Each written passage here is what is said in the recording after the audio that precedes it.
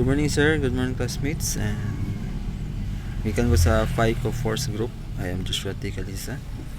And then, my report today is entitled Chemical Defense Mechanism of RJ. Dili na ito matakil kung yun sa RJ pag-protect ilang kagalingon using chemistry. And first, ato sang sabton kung unsa gyud ang RJ.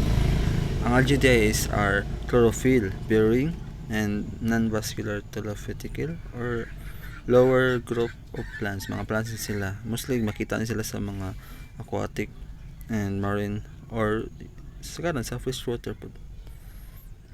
Sa napaigsagaran nga makita po sila sa mga terrestrial. Muna sila makita niyo sa kanang picture. At sa lantawon kung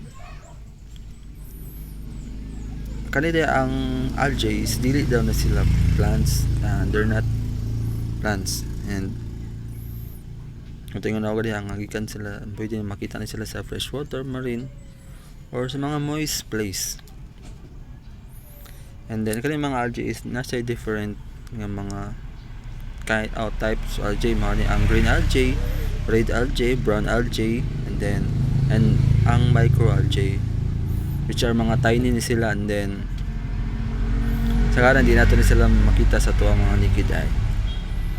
Next is ang why do algae need defense? Kailan kailangan man nila na? Because they're food for many organisms. Mga ang karang fish, mga snails, mga sea urchins, or sound sa pang mga species. Also, adobang po sila mga threats from the mga competitors and mga pathogens. Hindi po sila makahawa dayon, and then so nagahimo sila or nagagamit sila mga chemical weapons. So next slide is makita po nato direct unsa mga chemical defenses nilang ginagamit. Next is ang first is ang toxins, una ang makaharm or makapatay sa mga attackers. Next is ang feeding deterrents, mao ang mga algae nga pagkaunon lain siya og lasa. And then ang gitawag po nato antimicrobials, mao ang mga mo-fight sa mga bacteria or mga fungi. Next is ang anti-competitor chemicals, mao ang mo stop sa mga organism na nagatubo sa ilang mga kilid para di sila maapektuhan. Next slide is ang toxins, mao ang example 1. Ang toxins 1 is ang toxins is gikan na siya sa dinoflagellates, which are mga microalgae. And kaning mga organism nagaproduce sila mga powerful nga mga neurotoxins that mag-cause siya og large decolorizations in water called mo ang red tides. And kaning mga toxin is dangerous gid gani siya, and makaharm na siya sa mga fish and mga shellfish. And if kauna na to ni makontaminate ta sa seafood, so masakit jud ta. Next is ang toxin. Kani nga alam ta toxin to, mani ang cyanobacteria or mga blue-green algae make hepatotoxins na makakontaminate sa freshwater, mga lakes or mga ponds, or even though they're technically bacteria po, so nagaproduce sila mga hepatotoxins that nga makakontaminate sa freshwater, mga lakes, mga ponds, and then dangerous po siya sa mga pets and kita nga mga people nga langoy dito or gainom ato nga tubig.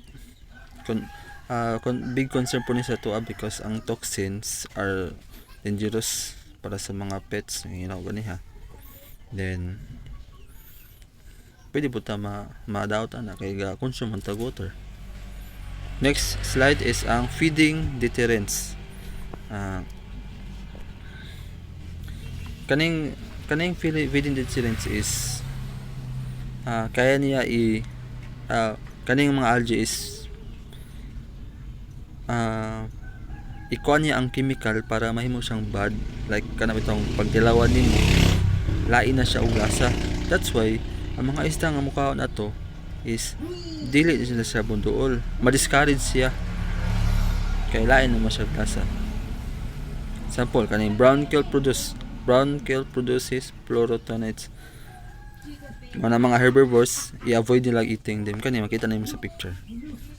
Next slide is ang anti-competitor chemical. So ang mga algae pod is need po sila o mga need po sila nga para i-protect ilang kagalingon para sa mga infection. So makahimo sila mga antimicrobial chemicals. Ang algae mga guys nag-release sila mga chemicals para i-stop ang algae or plants from growing or close mo na ang gitawag nga allelopathy. Sample, ang red algae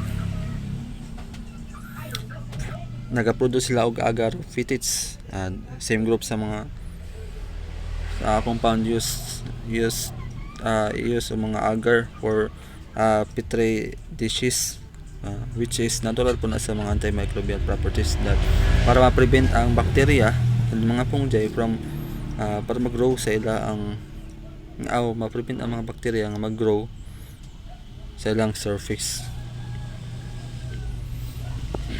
Next slide is ang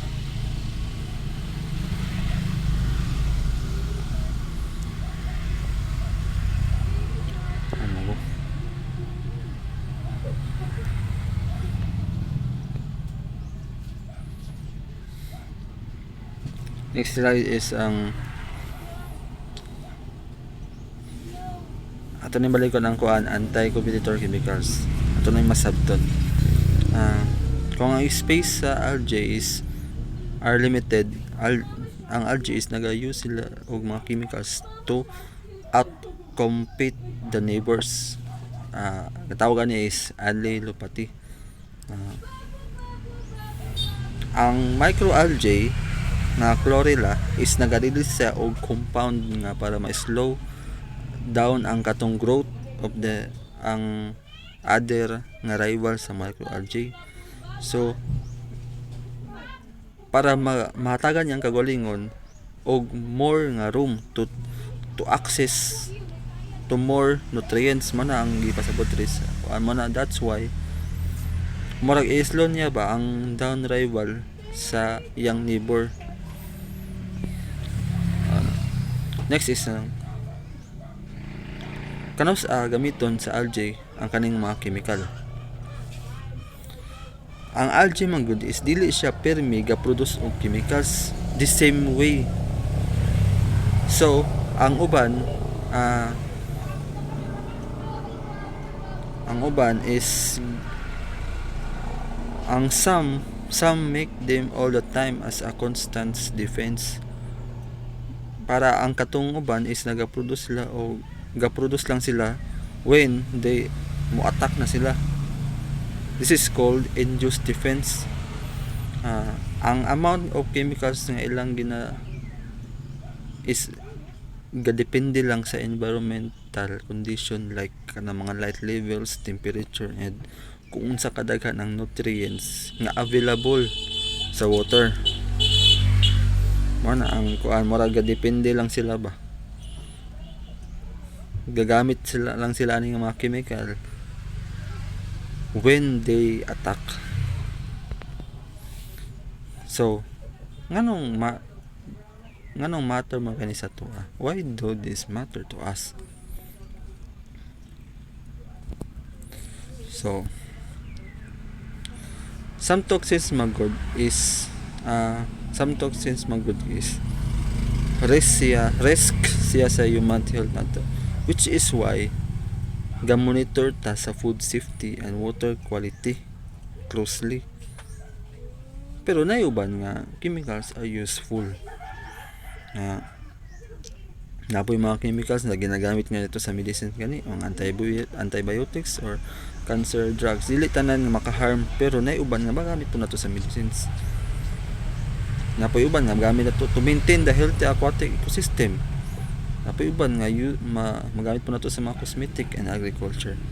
That's why mas okay jud nga ato yung mas sabton ang about sa algae og ilang mga defense mechanism, because algae can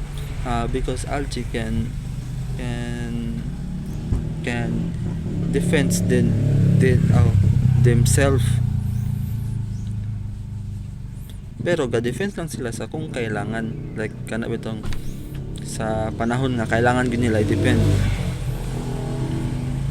sa mga fish, mga kuan kay mga food, pwede mo gani mahimong food, pero not not always. That's why gamit sila mga chemical to defend themselves. And Mara to thank you for listening. Thank you, sir.